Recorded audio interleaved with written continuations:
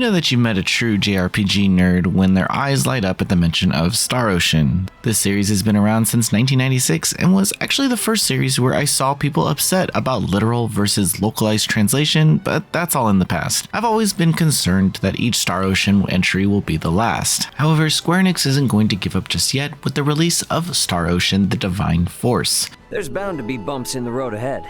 Let's at least enjoy the quiet while we can, Princess.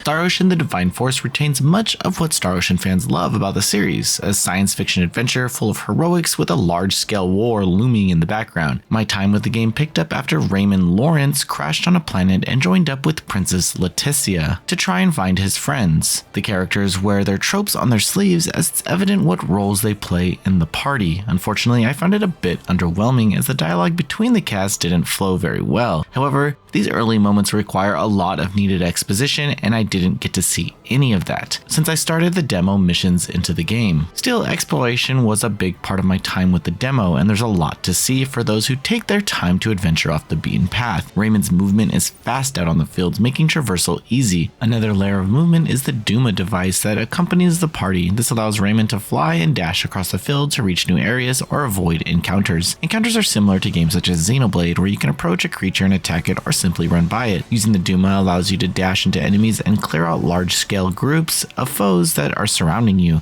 Sadly, the boss I fought was a rather uninspired golem-like enemy that I didn't find too exciting to fight against. However, the enemies on the field have a bit more depth, as each area I explored contained various enemy types with unique attack patterns. The combat system has a lot to offer, but I sadly couldn't experience any of it at a high level. Players can build out combos and customize each character with attacks unlocked from a skill tree. Looking at each of the skills, there's a lot to unpack for party members, making me only assume that the combat is going to become epic later on in the game. These first encounters were fast and the combat was responsive, but it was challenging to read enemy attacks or avoid damage. Granted, I only played for around 30 minutes.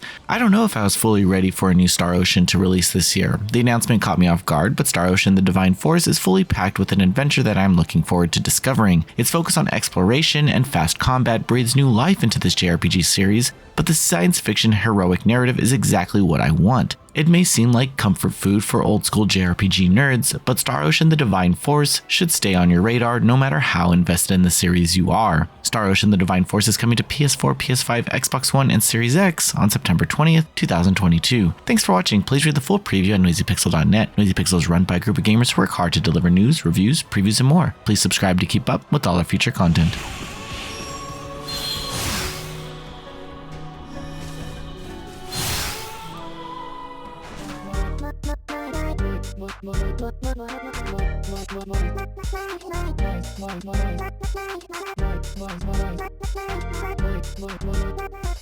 Noisy Pixel.